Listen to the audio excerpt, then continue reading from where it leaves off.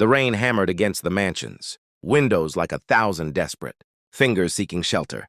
Marcus Whitfield stood frozen in the doorway of his daughter's room, his heart lodged somewhere in his throat, watching a scene that would shatter everything. He thought he knew about the woman he'd hired 6 months ago. His breathing stopped.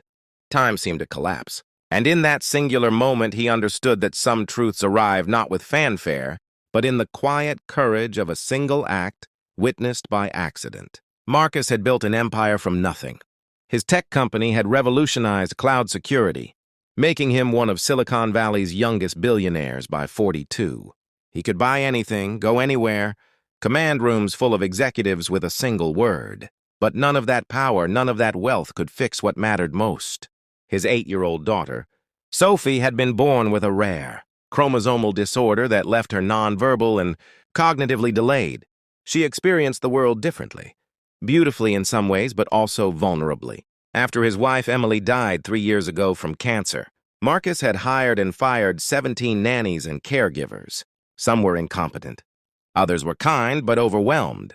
A few had been caught on the nanny cam treating Sophie with impatience that made his blood boil. He'd grown cynical, building walls around his heart and his daughter, trusting no one completely. Then Rosa Martinez had walked into his life with a quiet dignity that seemed almost anachronistic. She was 54, with silver threading through her dark hair and eyes that carried both sadness and warmth.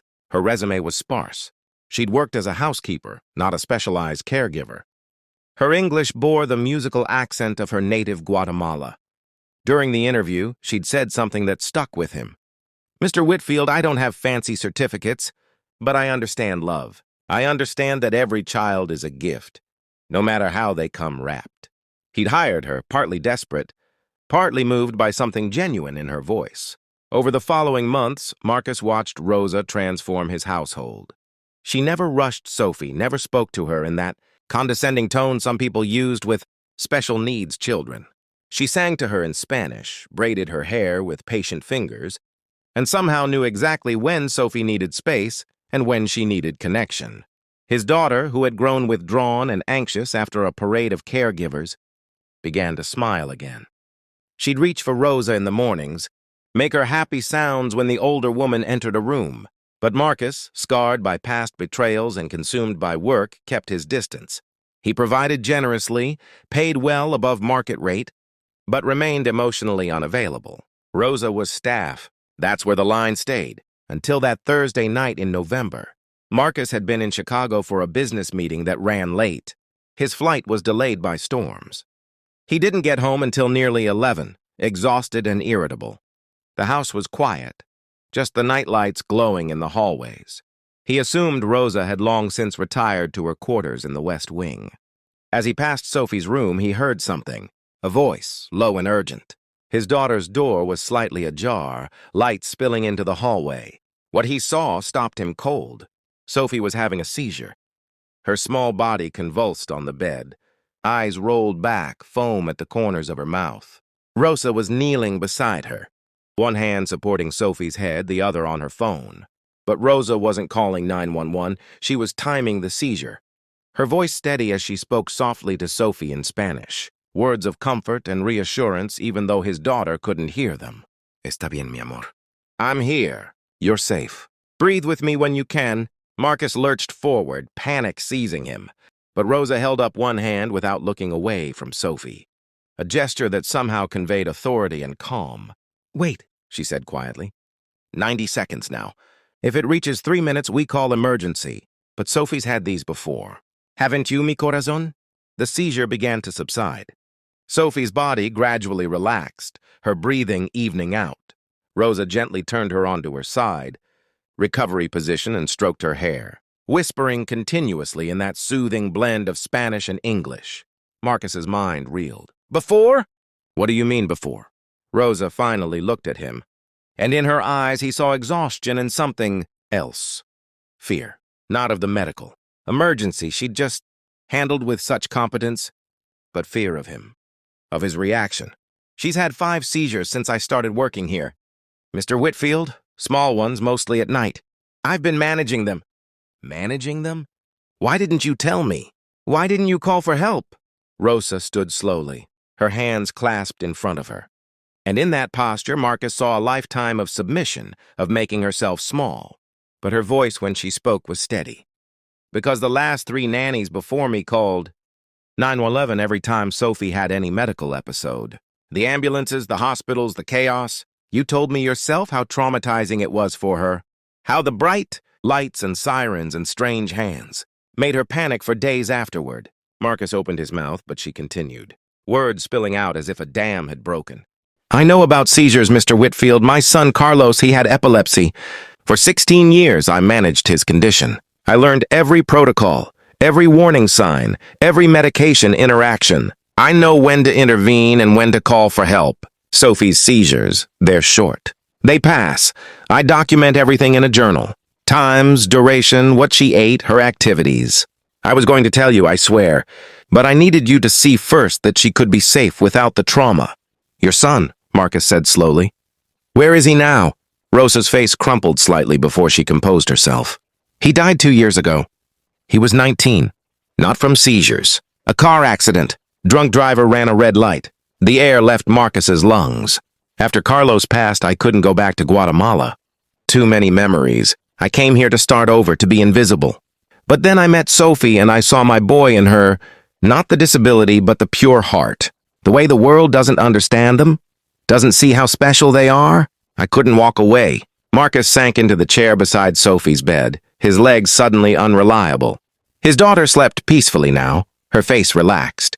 One small hand curled under her cheek.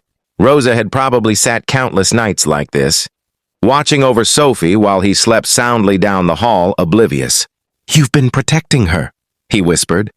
I've been loving her, Rosa corrected gently. There's a difference. Protection is what you hire. Love is what I chose. In that moment, Marcus saw clearly the walls he'd built, the emotional distance he'd maintained. He'd convinced himself it was protection, that not getting attached to caregivers protected Sophie from disappointment when they inevitably left. But really, he'd been protecting himself from loss, from vulnerability, from trusting again after losing Emily. I'm sorry, he said, and the words felt inadequate. You should have felt safe telling me. I should have been present enough to notice. Rosa moved to the window, looking out at the rain. You're not the first wealthy man. I've worked for who kept everyone at arm's length. Mr. Whitfield, but you're the first who actually loved his child enough to let that distance hurt him. Over the following weeks, everything changed. Marcus brought Rosa to Sophie's neurologist, where her detailed journals proved invaluable in adjusting his daughter's medication. The seizures decreased significantly. He learned that Rosa had been using her own money to buy Sophie's special therapy tools she thought would help. He discovered the photo album Rosa kept in her room, filled with pictures of Carlos alongside new photos of Sophie, as if they were all one family. He offered Rosa a raise. She declined.